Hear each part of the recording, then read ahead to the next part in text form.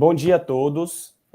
Eu me chamo Tiago Almeida, sou membro sênior da Liga Acadêmica de Ciências da Faculdade de Medicina da Universidade Federal da Bahia, e hoje nós estamos aqui nessa atividade do dia 21 de junho em defesa da ciência e contra os cortes em educação e ciência que foram anunciados recentemente.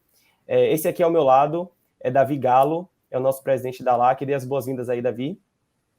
Olá a todos, como o Tiago falou, eu me chamo Davi Galo, sou atual presidente da Liga Acadêmica de Ciências da Faculdade de Medicina da Bahia, e para nós é uma honra estar realizando esse espaço, porque uma das missões da LAC é, sobretudo, defender a ciência e o desenvolvimento dela no nosso país, o desenvolvimento dela no nosso estado, e defender contra qualquer tipo de ataque que ela venha a sofrer. Isso mesmo. Então, hoje a gente vai receber a doutora Marilda Gonçalves. Doutora Marilda é graduada em farmácia pela Universidade Federal da Bahia, possui mestrado e doutorado em genética e biologia molecular pela Unicamp e pós-doutorado pela Universidade da Pensilvânia. Além disso, ela é pesquisadora titular e atual diretora do Instituto Gonçalo Muniz, da Fiocruz Bahia, né? Além de professora titular da Faculdade de Farmácia da Universidade Federal da Bahia e pesquisadora do CNPq. Então, é um currículo bastante extenso, é uma honra recebê-la aqui, doutora Marilda. Seja muito bem-vinda. Bom dia, Tiago, bom dia, Davi. Para mim é uma honra muito grande, né? Eu falei isso quando eu recebi o convite e eu reafirmo a importância de estar aqui com vocês hoje, batendo esse papo, né? Inclusive porque é um momento difícil que nós estamos ultrapassando com relação à educação, com relação à ciência. Então, agradeço imensamente, né, o convite e também cumprimento a todos que estão nos ouvindo, assistindo neste momento. Estou à disposição de vocês.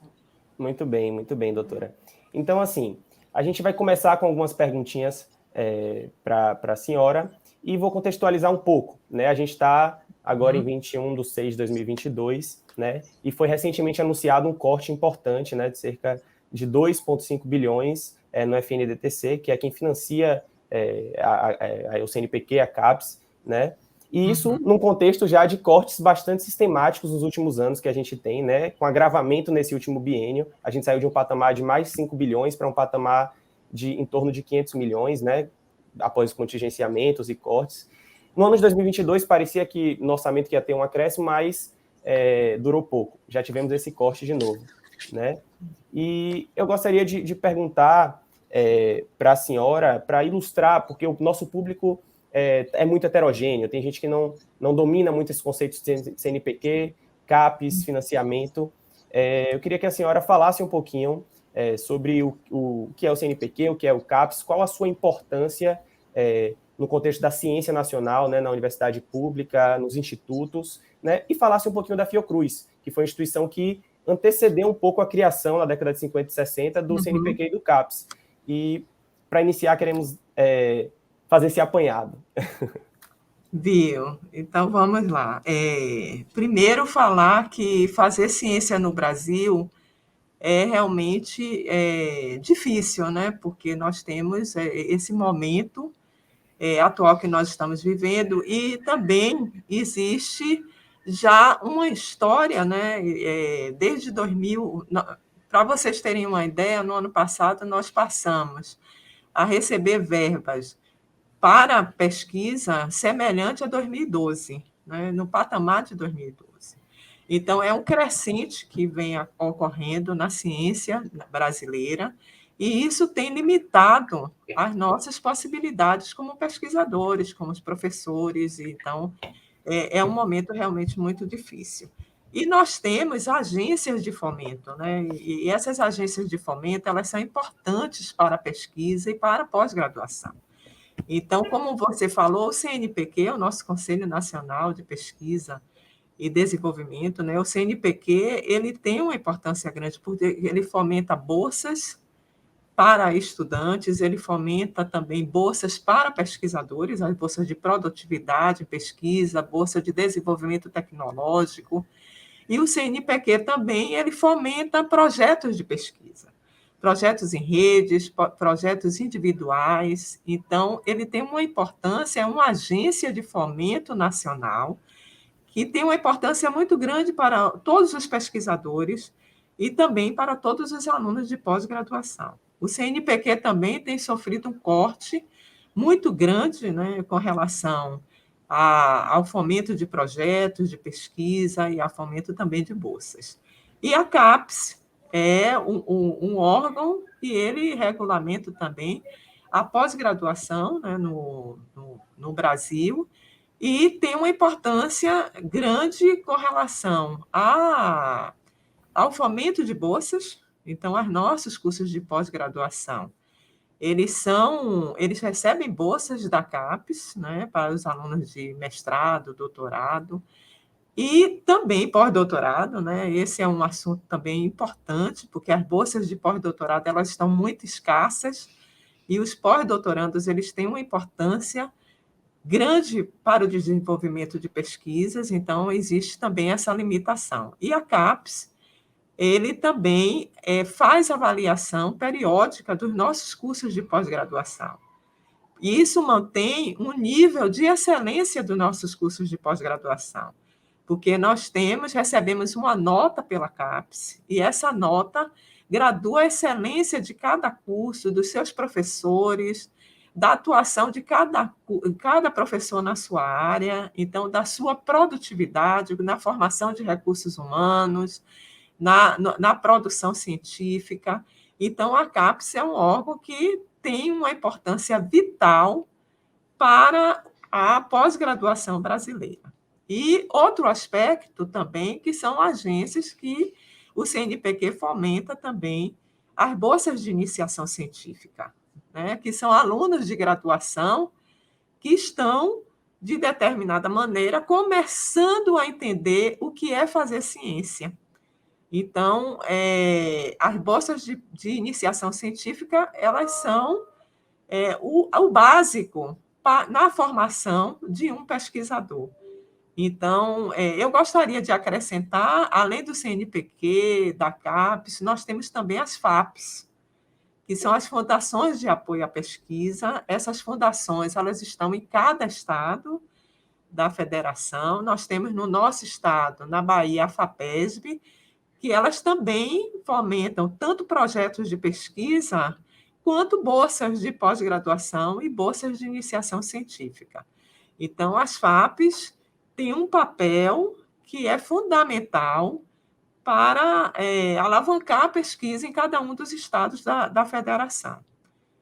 E falando da Fiocruz, né, a Fundação Oswaldo Cruz, a Fundação Oswaldo Cruz, como você falou, eu sou professora da UFBA e sou pesquisadora da Fiocruz e estou, nesse momento, na direção do nosso instituto, o Instituto Gonçalo Muniz da Fiocruz, na Bahia. E a Fiocruz, ela é uma instituição que ela tem uma atuação muito ampla, porque a Fiocruz ela atua em ensino, em pesquisa, em desenvolvimento tecnológico e também em produção. E a Fiocruz tem um aspecto também que eu gostaria de ressaltar, que é o estudo com populações em situação de vulnerabilidade. Então, tem uma atuação social que também faz da Fiocruz uma instituição que é diferenciada devido a esse elenco de atividades que ela desenvolve, né? Vocês devem estar a par do papel da Fiocruz na produção da vacina da AstraZeneca durante a pandemia da Covid-19 e agora, né, ainda, e todos esses percalços que nós passamos para poder ter a disponibilização, junto com o Instituto Butantan, a disponibilidade imediata da vacina para toda a população brasileira. Então, a Fiocruz é essa instituição que tem realmente todas essas áreas, né? Então, é importante ressaltar a Fiocruz é uma instituição que está fazendo 122 anos esse ano, e ela tem essa história com relação às epidemias e também estudos em saúde pública, estudos em doenças parasitárias e infecciosas. e hoje numa atuação muito grande na área de produção e na área farmacêutica também, na produção de fármacos.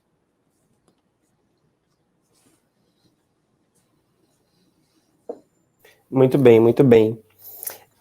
Davi? Então, falando um pouco mais sobre a senhora, quando a gente para analisar a sua história, a gente percebe que a questão da diversidade em ciência é um ponto muito forte na trajetória da senhora. E quando a gente pensa em Nordeste, sobretudo aqui na Bahia, a gente tem algumas figuras que foram bastante marcantes, bastante importantes nesse sentido, como, por exemplo, o Juliano Moreira, que foi um médico negro formado pela nossa casa, além disso, a doutora Nício da Silveira, uma médica que foi uma das pioneiras também na área da psiquiatria e estudou aqui com a gente. E, além disso, a própria atuação da senhora na Fiocruz, no Instituto Gonçalo Muniz. Como se não bastasse a senhora, uma mulher negra, uma mulher que não vem da área médica específica e hoje preside a Fiocruz, a senhora estuda doenças que são, de certa forma, de baixo interesse científico, um tanto negligenciadas do ponto de vista de ecossistema científico. Na opinião da senhora, na visão da senhora, qual que é a importância de política que favoreçam essa diversidade na área da produção científica, na área da comunidade científica? Davi, muito obrigada pela pergunta. Eu acho importante realmente a gente discutir esse tema, né? Porque você vê que a diversidade ela é importante em todas as áreas da nossa vida, né? E principalmente na educação e na saúde. E eu vivi momentos que foram, durante toda a minha trajetória, que foram bastante assim, singulares, porque eu fiz a minha graduação na Universidade Federal da Bahia, eu fiz a graduação em farmácia bioquímica, e na época da minha graduação, nós tínhamos pouquíssimos estudantes negros na UFBA, né, na Universidade Federal da Bahia. E esse panorama mudou muito com as cotas, né, e também com essa oportunidade que a universidade tem dado a toda a população e tentando fazer um aporte igualitário de pessoas dentro da universidade. Mas é uma trajetória difícil, eu devo confessar, né? Porque, na verdade, fazer esse tipo de trajetória do jeito que foi feito, e também, quando você citou, nós temos vários exemplos, né, de trajetórias negras que também a história está aí para comprovar. É difícil, porque, principalmente no meu caso, que eu não sou formada em medicina, o nosso instituto ele fez 65 anos esse ano, e ele tem, historicamente, ele sempre foi dirigido por médicos e homens. Eu sou, na verdade, eu sou a primeira mulher, né? Espero que venham outras. Estou no segundo mandato da diretoria do Instituto Gonçalo Muniz. Nós pegamos a pandemia da Covid-19, mas estamos, na verdade, trabalhando em vários projetos institucionais relacionados à Covid-19, mas é um desafio. E quando eu fui fazer a minha pós-graduação, já na graduação, eu conheci alguns professores que eles, na verdade, de determinada maneira, influenciaram na minha carreira. Eu cito aqui a doutora Elza Andrade, que foi minha professora de hematologia na Faculdade de Farmácia, e eu me encantei pela área de hematologia. A professora Maria de Lourdes, também, que ela ensinava patologia no ICS, e ela estudava hemoglobinas, e eu me apaixonei pelas hemoglobinopatias, e a partir daí eu comecei a estudar não só os fundamentos científicos, mas os históricos. E a doença falciforme é uma doença que realmente tem uma maior incidência e prevalência brasileira na Bahia, e também ela tem uma maior prevalência e incidência em indivíduos descendentes de africanos. Então, o meu grupo de pesquisa, tem muitas pessoas negras e a gente realmente incentiva e estuda a doença falciforme e outras doenças hematológicas, genéticas, mas o foco é geralmente, né, sempre dar oportunidade a alunos que eles possam se destacar dentro da área e que realmente eles possam desenvolver pesquisas e terem um desenvolvimento científico muito grande.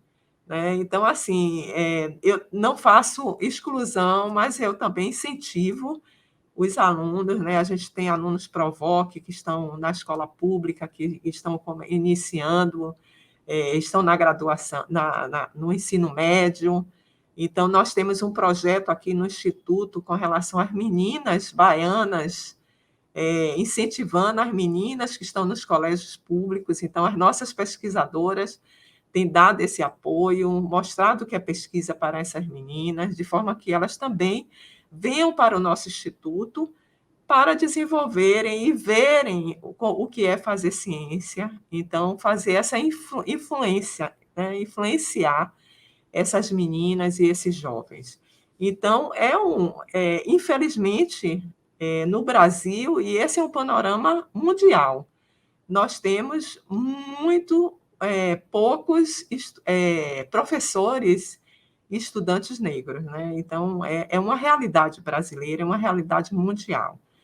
E temos que dar a oportunidade, temos que ter essa oportunidade, porque nós temos jovens, nós temos a oportunidade, ela deve ser dada. Né? Eu tive mestres que me deram essa oportunidade e eu realmente agradeço a cada um deles durante a minha trajetória. Né? Na minha pós-graduação, doutor Fernando Ferreira Costa, da Unicamp, que foi meu orientador, e depois eu também fiz um doutorado sanduíche na Geórgia, nos Estados Unidos. Então, eu fiquei 3 anos lá fazendo o doutorado sanduíche com o doutor Stome, e que também me deu uma oportunidade grande na área de genética e biologia molecular. E eu também procuro dar oportunidade a todos os meus alunos, né? Algumas que eu não tive e também as que eu tive, né? Então, de forma similar, ajudar os jovens a desenvolverem a sua carreira científica. Mas é difícil, fazer ciência é difícil, porque você depende muito de orçamento, você depende de aprovação de projetos, você depende de uma boa atuação na pós-graduação, no desenvolvimento de projetos importantes para a população. Né? Então, fazer ciência já é difícil para o pesquisador. Imagine com essa restrição orçamentária que nós estamos vivendo. Isso é muito realmente relevante que nós tenhamos esse incentivo. Né? Porque Muito nós bem. estamos tendo fuga de cérebros, né, do Brasil com relação a essa falta de oportunidade que nós estamos tendo. Isso. A gente vai até tocar nesse ponto, assim, inclusive a gente numa escala um pouco menor aqui na LAC, a gente vivencia essa dificuldade de atrair mulheres para a nossa instituição, né? A gente abre editais e observa que a taxa de inscrição é muito baixa, a gente tenta utilizar meios, enfim, para estimular, a gente não fez um estudo profundo sobre os porquês disso, mas a gente imagina que é por uma questão estrutural mesmo, de que é um lugar mesmo que não foi projetado para que seja um espaço atraente ou, enfim, um espaço que prioriza essa diversidade, né? E a senhora quebrou várias barreiras, né? Uma mulher negra, um instituto onde só tinha médicos, pesquisando uma doença negra, né? Enfim, é muito bonito de ver. Voltando, assim, um pouquinho para essa parte dos cortes, eu assisti uma sessão surgiu um comentário bastante interessante da doutora Heloísa Bertol, que é do Museu do MAST, né, e trabalha com história de ciência também, que ela falou que ela acredita que no atual cenário político não há apreço, ou então há apreço, na verdade, por uma ignorância, né, ou por desconhecimento. Existe... parece que não é só uma questão de flutuação econômica, parece que existe uma intencionalidade nesses cortes, assim, que existe uma falta de valorização na priorização da ciência. Como é que a senhora enxerga isso? A senhora acha que isso é realmente um cenário que a gente tem vivenciado ou não? Como que a senhora avalia isso?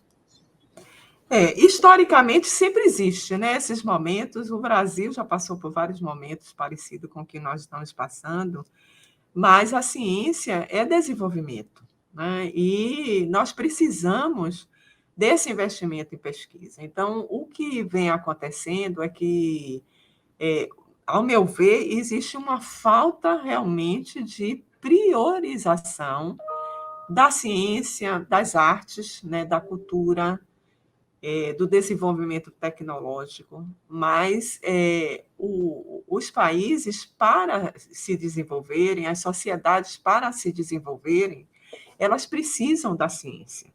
Então, é um momento difícil e eu também eu sinto isso, igual a professora, né?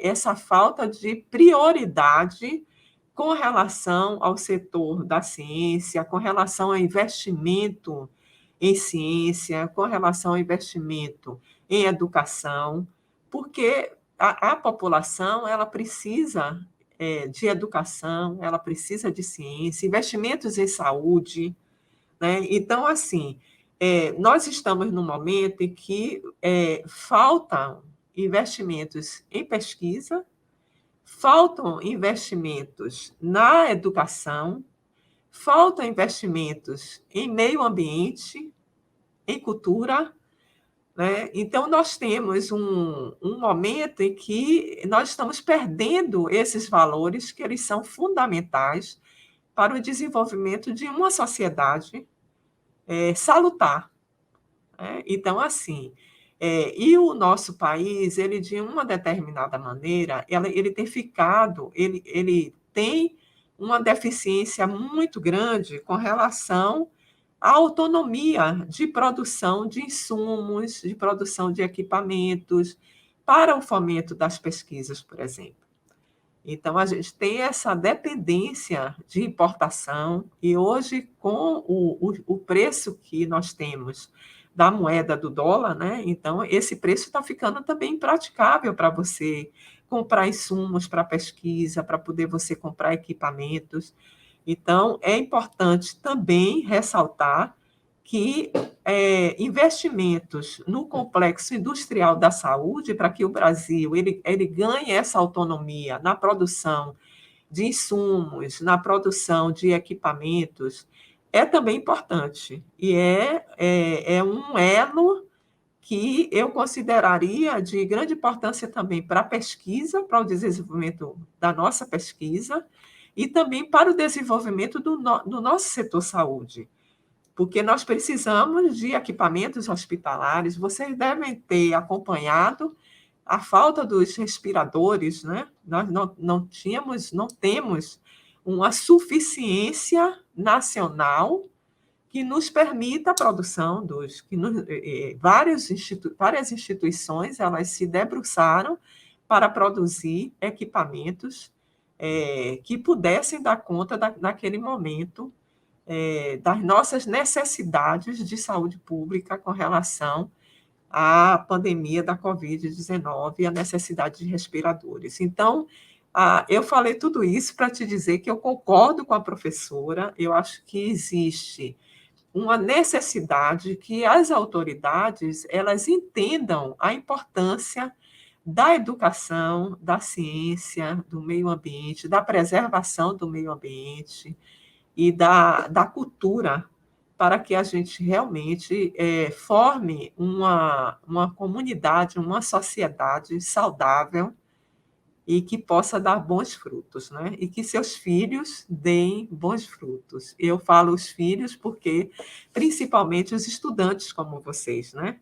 E pessoas que estão na academia, estão desenvolvendo as suas graduações e que possam olhar o nosso país com um futuro, né? Delinear um futuro promissor nas suas carreiras, no seu desenvolvimento como profissionais, em cada uma das suas áreas de escolha. Então, é importante também que ressaltar que um país se faz produzindo jovens que saibam que existe um futuro e que saibam que eles vão ter uma carreira sólida, que eles vão poder contribuir de alguma maneira com o país, com o desenvolvimento do país. Então, eu concordo com a professora. Excelente, professora, excelente. A pandemia acho que nos mostrou algumas coisas, né? Várias coisas, sobretudo na área de ciência. Mas uma delas, a gente da LAC, nós somos um grupo de estudantes, né? A Liga Acadêmica de Ciências, e nós nos preocupamos muito, temos com uma missão, a comunicação em ciência, porque a gente acredita que o conhecimento científico tem que ser compartilhado, ele tem que ser traduzido de uma forma acessível o máximo possível. No entanto, nesse contexto pandêmico, sobretudo, a gente acaba tendo uma certa dificuldade de estimular cuidados, medidas de cuidado pessoal e cuidados mais populacionais no que tange a Covid-19, sustentar isso com argumentos embasados cientificamente, porque muitas das interpretações que as pessoas, que o senso comum tem de decisões científicas, de decisões baseadas em evidências, terminam sendo politizadas, terminam sempre analisando as evidências sob a ótica da política. Isso tem sido um desafio muito importante que a gente tem percebido ao longo da pandemia. E gostaria de saber, na sua opinião, como é que a senhora acha que a gente pode solucionar essa situação e evitar que justamente evidências de qualidade, ciência de qualidade, seja analisada de uma forma tão baseada em ideologias e menos na objetividade dos dados? Na verdade, é o momento que nós estamos vivendo, né? Que é um momento em que a ciência ela tem sido interpretada de maneira, e muitas vezes a gente vê que a interpretação não é uma interpretação correta. E muitas vezes você tem algumas notícias que não possuem um fundamento científico. Então, você tem essa dualidade, né? E nós estamos também com esse desenvolvimento tecnológico, então nós temos também as chamadas fake news, que também têm uma influência importante na formação de algumas ideias com relação à nossa população. O que, na verdade, é importante quando você fala da ciência e da comunicação, né? Você tocou em um ponto importante. Eu acho, assim, estando no cargo de diretora do nosso instituto e também dentro de uma instituição como a Fiocruz, nós tivemos um momento de transformação. Eu asseguro, porque isso foi um momento vivenciado por mim, de vários diretores das unidades, porque a Fiocruz está em 10 estados da federação, fora a nossa sede central no Rio de Janeiro. Então, durante a pandemia, nós tivemos reuniões semanais do nosso Conselho Deliberativo, e também nós temos, eu gostaria de falar, quando eu falei da Fiocruz, eu não ressaltei a importância, mas nós temos a primeira mulher, durante os 122 anos da Fiocruz, como uma presidente, né? Então, isso eu acho que foi um fator importantíssimo para nós atravessarmos a pandemia do jeito que nós ultrapassamos. Então, a doutora Anísia Trindade, a nossa presidente, ela tem assim um papel fundamental na maneira como a Fiocruz ela se comportou e se comporta diante desse momento tão difícil que nós passamos. Nós estamos com quase 700 mil mortes por Covid em todo o Brasil. E um aspecto que foi fundamental foi a comunicação da Fiocruz, então, a comunicação em saúde. Então, nós reforçamos muito e fortalecemos muito, principalmente durante a pandemia, a comunicação da Fiocruz com a sociedade.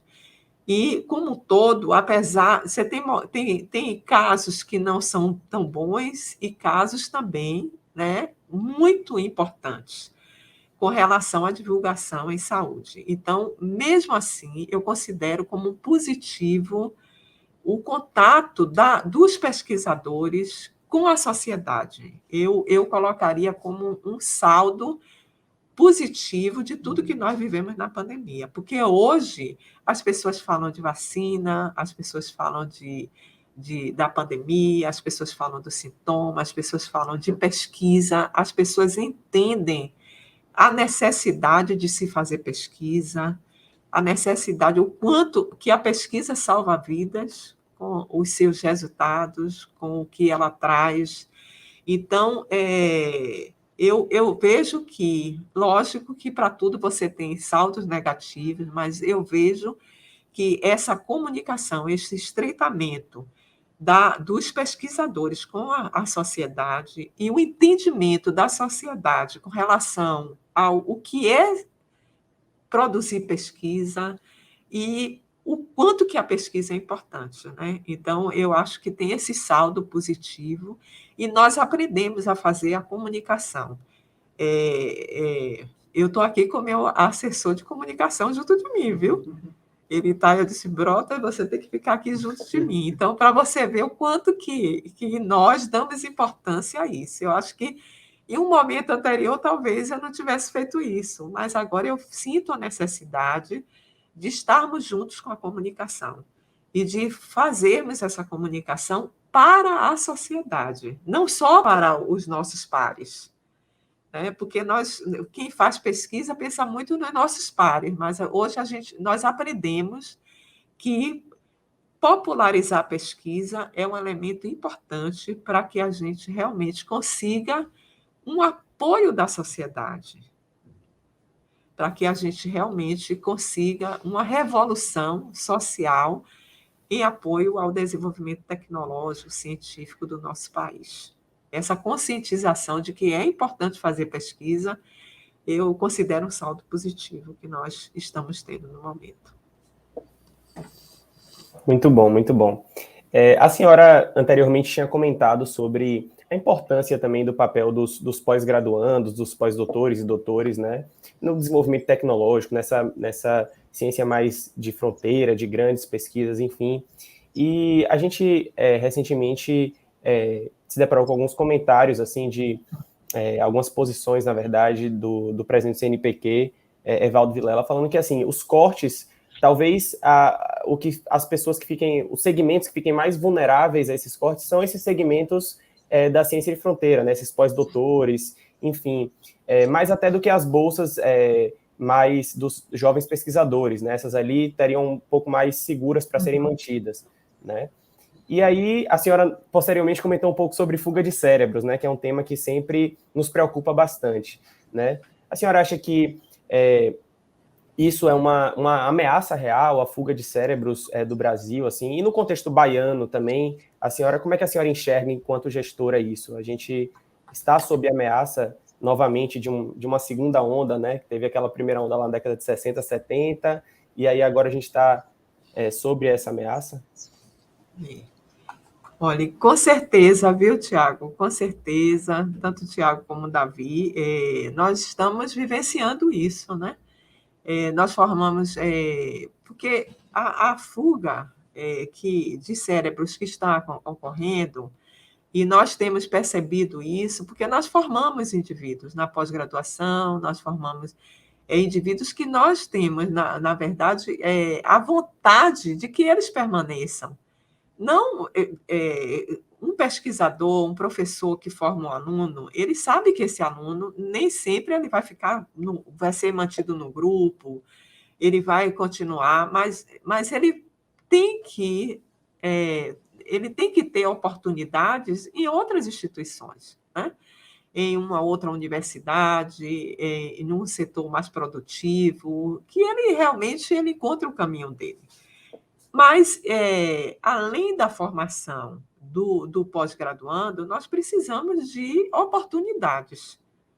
Então, o que tem ocorrido no país é que essas oportunidades elas estão cada vez mais reduzidas. Então, o indivíduo que ele faz um mestrado, um doutorado, e ele faz um pós-doutorado, e, de repente, ele não tem uma oportunidade de fazer um concurso, ele não tem a oportunidade de ter um espaço para produzir e para colocar em prática o que ele aprendeu. Então, termina que existe uma restrição, um afunilamento da criação de oportunidades para esses profissionais, que são profissionais muito bons. Então, nós temos exemplos aqui no nosso instituto. Nós formamos alunos de pós-graduação que hoje eles são nossos colegas. Eles foram alunos de iniciação científica, alguns, e que fizeram mestrado, doutorado, e que tiveram a oportunidade de fazer um concurso na própria instituição que formou ele, e hoje são nossos colegas. Eu mesmo, eu fiz a graduação em farmácia bioquímica na UFBA, mas eu convivi com professores quando eu fiz o concurso para professora auxiliar. Eu tinha acabado a minha graduação. Então, assim, eu tive essa oportunidade. Então, o que nós estamos vivenciando hoje é essa falta de oportunidade. Que o indivíduo ele seja formado, lógico que ele pode escolher ir para o exterior, fazer um... Eu fui para o exterior. Eu fiz um pós-doutorado, eu fiz um doutorado sanduíche, mas você tem a escolha. Então, é essa possibilidade de você escolher onde você quer atuar, onde você quer desenvolver o seu potencial intelectual. É isso que está faltando nesse momento. Então, por isso que nós temos exemplos aqui de indivíduos que estão atuando no nosso instituto e que estão saindo para fora do país, por falta de oportunidades, porque a gente realmente está numa restrição. Para vocês terem uma ideia, no caso da Fiocruz, nós temos um número de pessoas que podem se aposentar a qualquer momento extremamente alto, extremamente elevado. Então, e nós não temos, a curto prazo, um delineamento de um concurso que possa absorver novos profissionais e que realmente eles ocupem esses cargos, que certamente estarão vagos a curto e médio prazo. Então, isso eu estou citando a Fiocruz, mas isso acontece na Universidade Federal da Bahia, isso acontece em outras instituições públicas, e também isso termina influenciando o setor produtivo, mesmo em instituições privadas que também podem absorver e absorvem muito desses profissionais. Então, nós estamos vivendo esse momento e nós precisamos realmente mudar o que está acontecendo, né? Nós precisamos mudar esse momento, porque nós estamos perdendo pessoas produtivas, pessoas que tiveram uma formação de qualidade e que podem dar e que podem produzir aspectos importantes na ciência, no desenvolvimento tecnológico, na inovação, para o próprio país. Então, nós estamos perdendo realmente esses cérebros, e isso eu considero como um aspecto que deva ser olhado com bastante urgência. Nós temos que criar oportunidades para esses jovens que estão sendo formados. E outro aspecto é que também tem me preocupado, e eu acho que todos os nossos colegas que realmente participam da formação de alunos de pós-graduação e mestrandos, doutorandos, iniciação científica, é a redução desses jovens para a realização desses programas, né? Porque muitos desses jovens, eles ficam, eu vou fazer o mestrado, o doutorado, e depois. Então, nós temos visto alguns jovens que desistem logo depois da iniciação científica. Eles fazem a iniciação científica, então fazem a graduação, eles nem pensam mais em fazer o mestrado e o doutorado, devido à dificuldade de absorção no mercado de trabalho. Então, não é só no pós-doutorando. Nós temos visto isso logo no início, né? Porque você forma um aluno de iniciação científica, ele quer fazer o mestrado, ele quer fazer o doutorado, e muitos têm desistido, principalmente devido ao contexto o contexto do país, né, da necessidade de trabalho. Algumas famílias precisam que o próprio estudante eles desenvolvam o trabalho para que ajudem as famílias, porque as bolsas elas têm um recurso muito pequeno. Para vocês terem ideia, uma bolsa de mestrado é R$ 1.200, uma de doutorado é R$ 2.200. Então, assim, um aluno de doutorado, ele fica durante 4 anos fazendo um curso. Então, é muito pouco quando você faz uma associação com o que nós estamos vivendo com a inflação. E muitos desses jovens têm família, alguns têm filhos, então é uma situação de que é uma coisa mais global. Então, precisa melhorar a renda desse pessoal que está na pós-graduação para que eles tenham um incentivo de continuar. Além disso, precisamos dar oportunidades de absorção desses jovens no mercado de trabalho, né? Porque é muito difícil você ver um jovem. Eu tenho um colega pesquisador que, em um momento, ele me disse assim: olha, eu tenho um aluno brilhante, ele fez um concurso em um banco e ele está indo trabalhar no banco, né? Essa é uma coisa que realmente, quer dizer, você aborta a possibilidade de uma carreira promissora por falta de oportunidades. Excelente, professora. Essa é uma questão que tem se discutido um bocado ultimamente, sobre o reconhecimento e a remuneração e a aceitabilidade do mercado de trabalho para aqueles que se formam pesquisadores. A gente constrói a ideia socialmente do pesquisador como um herói que vai superar todas as dificuldades para poder exercer aquele ofício, mas na prática isso se torna mais um entrave, se torna mais... inviabiliza se esse profissional não for reconhecido, né?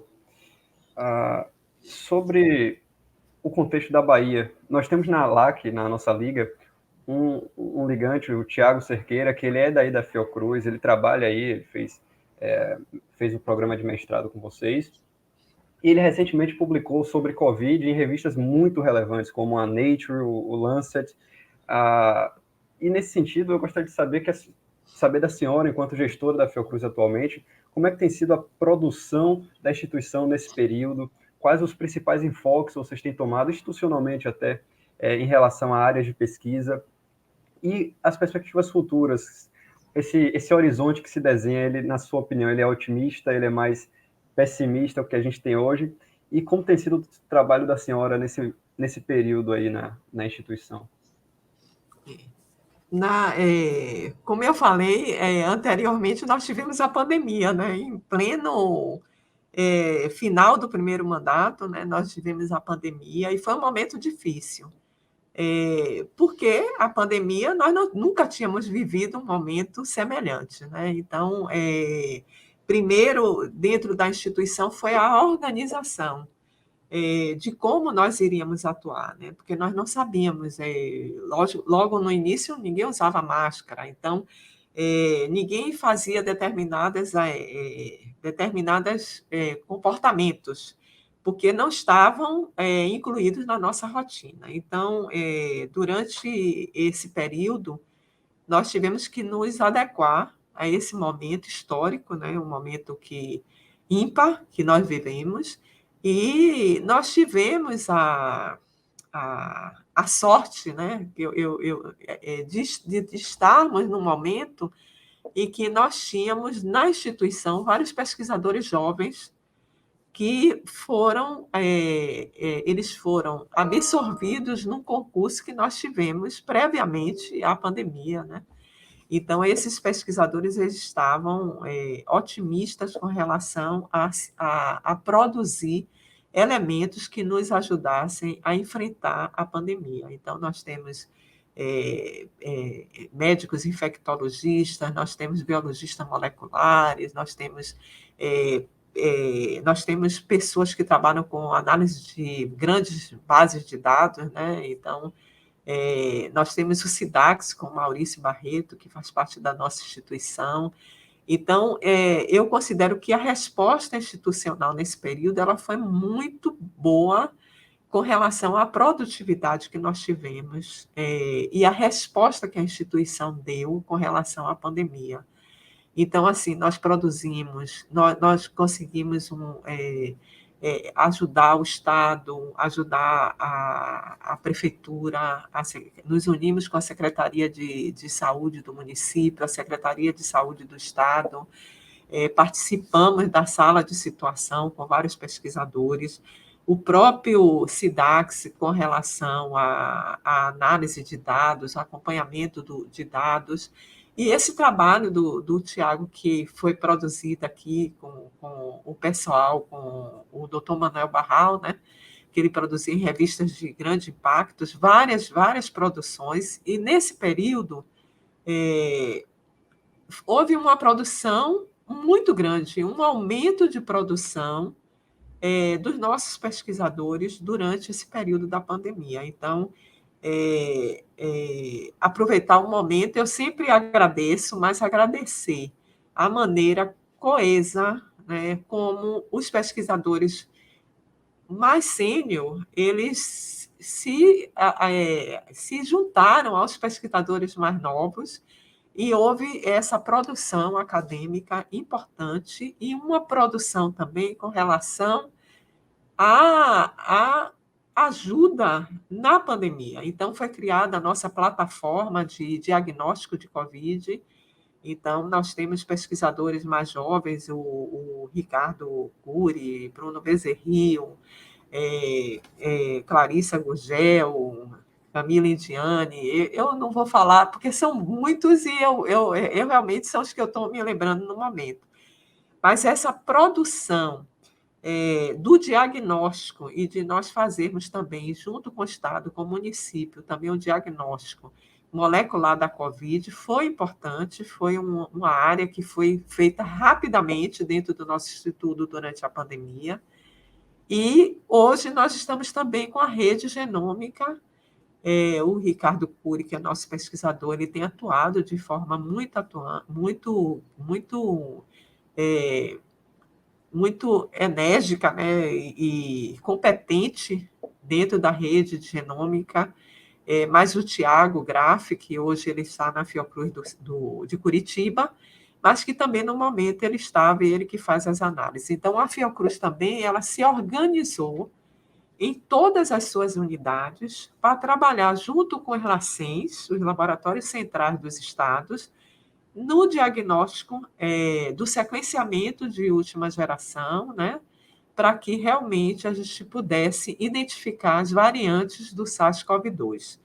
E hoje existe um movimento institucional para que a gente realmente crie redes que deem respostas imediatas à identificação de patógenos para evitarmos, né, podermos evitar futuras situações pandêmicas como a que nós vivenciamos. Então, recentemente, nós tivemos com um seminário que o Dr. Manuel Barral organizou, juntamente com um grupo de várias americanas e vários indivíduos de várias instituições do Brasil, a FRJ, a própria Fiocruz, discutindo um pouco a criação de uma rede de prevenção, né, de futuras pandemias. Eu acho que realmente essa estruturação dentro do nosso instituto ela foi muito importante para a nossa produção e também para o apoio no nosso território. Então, a gente tem trabalhado muito com a perspectiva da Fiocruz, e principalmente assim, a Fiocruz Bahia, onde nós estamos, ter essa interação com o território, ajudar o território que nós estamos inseridos. Então, nós temos uma atuação grande com a Secretaria de Saúde do Estado, com a Secretaria de Políticas para as Mulheres, com a Secretaria de Políticas Raciais, com a Secretaria de Saúde do município de Salvador, com a Secretaria Municipal também de Meio Ambiente, com a Secretaria de Políticas Raciais e principalmente com a Secretaria de Educação, que nós temos vários programas, né? Nós temos a Olimpíada em Saúde, as Olimpíadas de Ambiente e Saúde, que é uma Olimpíada nacional e que os professores eles criam projetos, que esses projetos eles estão associados junto com seus alunos, levando em conta o setor ambiental e o setor de saúde. Temos esse projeto das meninas e mulheres, meninas baianas na ciência, junto com a Secretaria de Educação. Temos a Rede Mulher Solidária, junto com a Secretaria de Políticas para as Mulheres. Nós temos um projeto assim, importantíssimo que eu realmente eu acho muito legal, que é um projeto junto com a Casa de Oswaldo Cruz. A Casa de Oswaldo Cruz é uma unidade da Fiocruz, e que ela na verdade, a Casa de Oswaldo Cruz tem um viés, né? Ela estuda a história da ciência. Então, a Casa de Oswaldo Cruz é a nossa unidade que realmente cuida da nossa história e da história da ciência no Brasil. E eu acho que é importante também ressaltar que nós temos a nossa comunicação, que tem um projeto, que é um projeto Luzes e Cores da Bahia. É um projeto que me encantou, eu estou sempre falando dele, que é um projeto com alunos do curso médio, e esses alunos eles recebem treinamento de pessoas cineastas, e eles aprendem a fazer pequenos filmes, né? Filmes para. Então, eles têm aquelas ideias, e eu realmente fiquei bastante feliz. Nós estamos na segunda versão, na segunda do curso, e assim, o resultado do primeiro curso foi fantástico. Eu fui convidada para a abertura, e eu disse: olha, eu só vou ficar na abertura. Aí eu disse: olha, eu vou assistir o primeiro. Aí assisti o primeiro, eu disse: não, eu vou ficar e assistir o resto. E eram 30 apresentações, eu fiquei até o final, porque eu fiquei entusiasmada.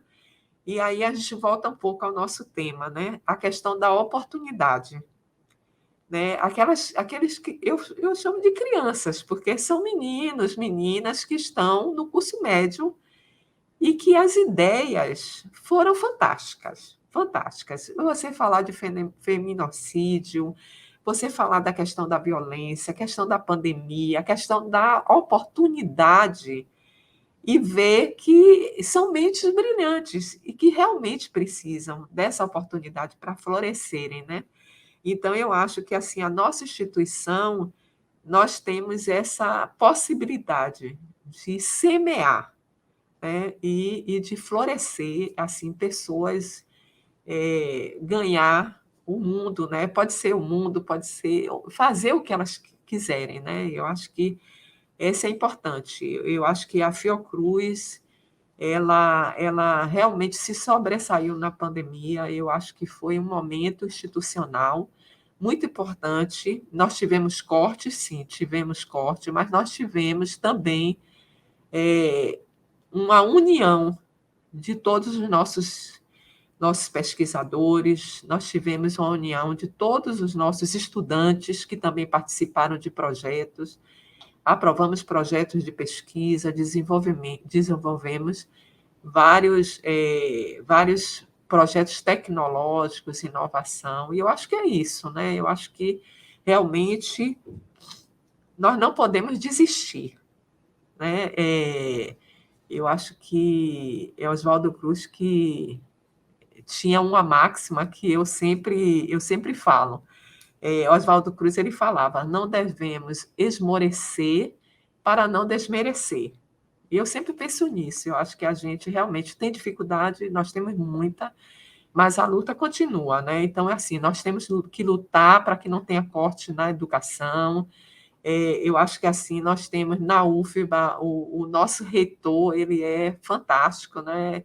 E ele tem assim o João Salles, né? Nós vamos ter o Miguel, que também é outro, eu tenho certeza que vai conduzir a UFBA também de uma maneira excepcional.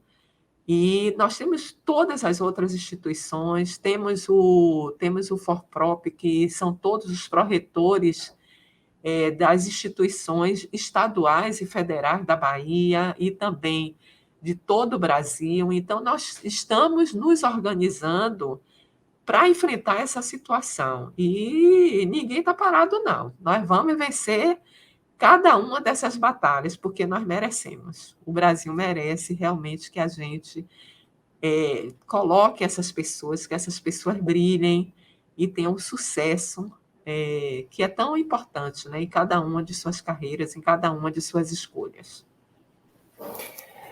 Muito, muito, muito obrigado, muito importante. Eu ia até fazer uma última pergunta para, enfim, questionar sobre quais as atividades, assim, para um público mais jovem, ou atividades relacionadas à sociedade que a Fiocruz está promovendo, mas a senhora já antecipou e falou de muito mais do que eu esperava. Que bom que é assim, né? A gente na LAC é uma instituição recente, assim, mas a gente, assim como várias outras na UFBA, a gente tenta resgatar na Faculdade de Medicina esse debate sobre ciência a nível estudantil, né? Uhum. Então, a gente procura sempre se articular, temos podcasts, temos blogs para discutir ciência, temos atividades todos pela vacina, temos várias atividades de extensão, então a gente está ali engateando para que essa energia dos universitários também advoguem a favor disso, né? Então, assim, a gente está chegando ao final já, né? Eu queria agradecer, Davi vai fazer também um agradecimento, abrir o espaço para últimos comentários também, que a senhora queira fazer, alguma coisa que a gente não tenha perguntado e que a senhora queira comentar, mas dizer que realmente foi uma honra enorme para lá, que recebê-la, ouvir isso, dizer que esse é um momento de muita importância, esses debates também são uma das atividades que devem ser feitas para que a gente sempre reflita e sempre revigore essa vontade de defender a ciência. Então, queria agradecer enormemente a senhora e é isso. Esperamos que possamos nos encontrar outras vezes para discutir isso e para trabalhar em prol da ciência, para lá da visão. De modo semelhante ao que o Tiago trouxe, professora, gostaríamos, enquanto presidente da LAC, gostaríamos de agradecer pela presença da senhora aqui hoje, pela disponibilidade da senhora em vir conversar com a gente. É extremamente importante para nós momentos como esse. Nós dizemos que a ciência ela é uma vela na escuridão e a LAC se recusa a esmaecer. E nós levamos muito a sério essa missão, enquanto grupo de estudantes, de levar essas ideias à frente, adiante na universidade, tentar fazer com que elas alcancem o maior número de pessoas possível. Então, gostaríamos de agradecer sua participação, dizer que a LAC está sempre de portas abertas para receber a senhora sempre que a senhora desejar, sempre que possível, sempre que envolver a defesa dos interesses da ciência, a defesa da ciência e das instituições que fazem ciência de qualidade. Então, muito obrigado. Fique à vontade para suas considerações finais.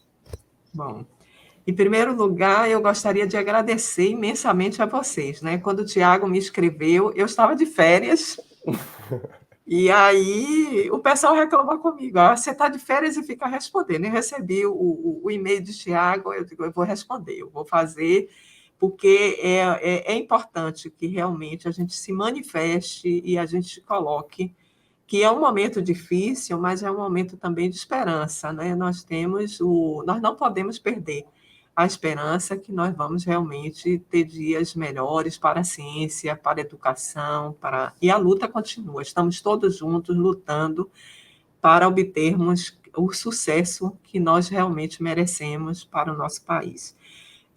Eu gostaria, na verdade, de dizer que nós temos vários pesquisadores que são brilhantes e que vocês também fiquem à vontade para convidá-los, né? Eu posso fazer até uma listinha de todos para vocês, cada um atuando em áreas diferentes, cada um com o sucesso em cada uma das suas áreas. Eu acho que nós temos também professores da Faculdade de Medicina, ex-professores, temos o doutor Manuel Barral, doutora Aldina Barral, doutor Minter Maia Reis, e por aí vai. Então, nós temos também essa associação muito grande com a UFBA, com a Faculdade de Medicina. Nós temos um curso de livre associação com a Faculdade de Medicina, um curso de pós-graduação, que é o curso de Patologia Humana Experimental. Então, tem a doutora Valéria, que foi nossa coordenadora, e hoje é a doutora Clarissa Gugel. Então, eu acho que tem um elenco de pessoas que seria muito importante vocês conversarem.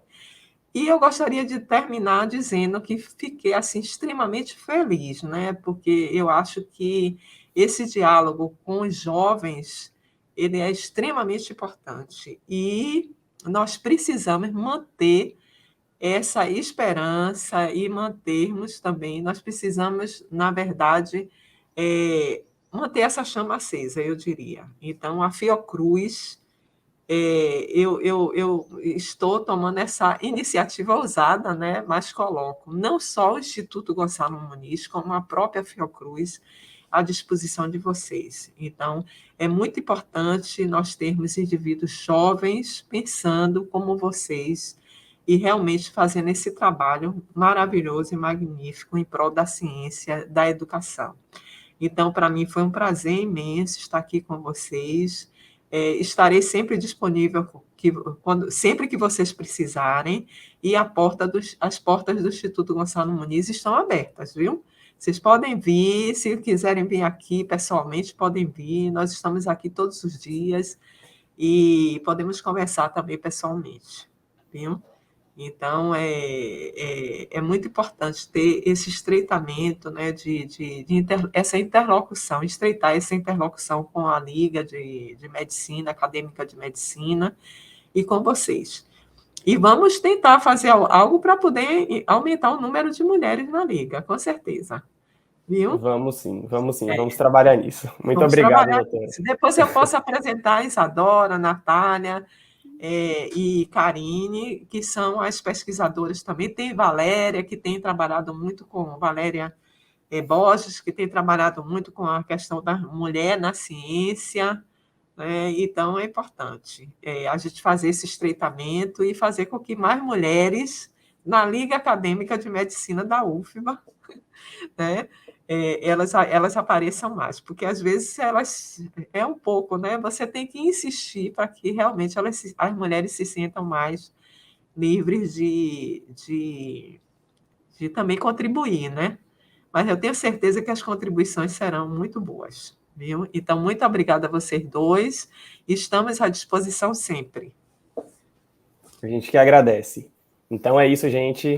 Finalizamos. Foi maravilhoso e até a próxima.